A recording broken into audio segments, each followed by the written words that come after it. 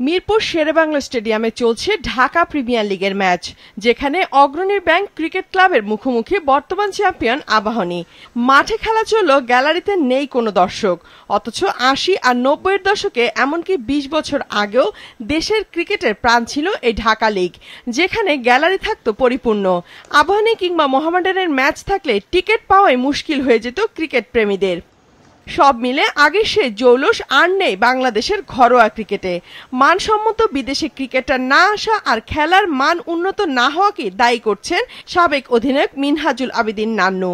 যেটা বিদেশি প্লেয়ারের আধিক্য ছিল ওটা কিন্তু কমে গিয়েছে, যার কারণে কিন্তু স্ট্যান্ডার্ডটা এখন ওই পর্যায়ে নাই।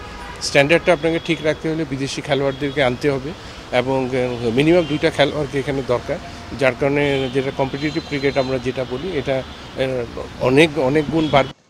এবারে ঢাকা লিগে ১৭০ জন দল পেলেও মুস্তাফিজুর রহমানের মতো ক্রিকেটার শুরুতে দল পাননি। অনেক নাটকের পর লিটন দল পেলেও অনেক প্রতিভাবানই খেলতে পারছেন না ঢাকা লিগে।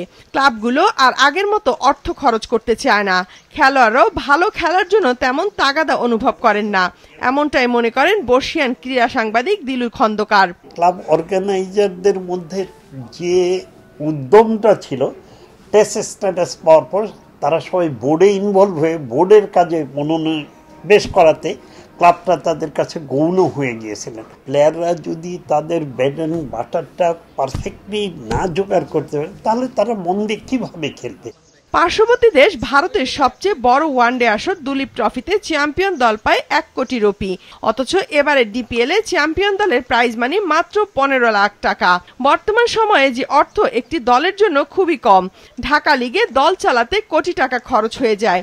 এছাড়া ঢাকা লিগে নির্দিষ্ট সূচিও নেই, এজন্য বিসিবির দায় দেখছেন ক্রিকেট বোদ্ধারা। আপনি মোহামেডান ম্যাচ হয়েছে বিকেএসপিতে, তো দুইটা বড় ক্লাবের খেলা আপনি বড় জায়গায় না দিয়ে, বড় স্টেডিয়ামে না দিয়ে আপনি এমন একটা জায়গায় দিয়েছেন যাদের ডে বাই ডে আগ্রহটা হারিয়েছেন, কারণ ওখানে গিয়ে খেলা দেখা এটা সারাদিনের ব্যাপার, ইটস ইজ ভেরি ডিফিকাল্ট। বড় ম্যাচগুলি তো মিরপুরে করা যায়, তখন ফতুল্লা ছিল, ফতুল্লায় করা যেত, ফতুল্লাতেও তো আপনি খেলা দেন। কাউন্টি ক্রিকেট কিন্তু যখন ইংল্যান্ডে ওয়ার্ল্ড কাপ ক্রিকেট হয় তখনও কাউন্টি ক্রিকেটের ম্যাচ হয়, এটা খুব অবাক। কিন্তু তারা কিন্তু বন্ধ রেখে ওয়ার্ল্ড কাপ করেন, তাদের খেলা চলেছে। কিন্তু আমাদের এখানে প্রবলেমটা হলো এই ক্যালেন্ডারটা, আমরা যখনই এখানে ইন্টারন্যাশনাল বড় কিছু হয় আমরা বন্ধ করে দিই আমাদের ডোমেস্টিক ক্রিকেটটাকে।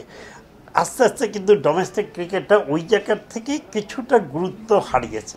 ঢাকা লিগে জৌলুস আবারও ফিরিয়ে আনতে পারলে বাংলাদেশের ক্রিকেট আরও এগিয়ে যাবে বলে মনে করেন ক্রিকেট বোদ্ধারা।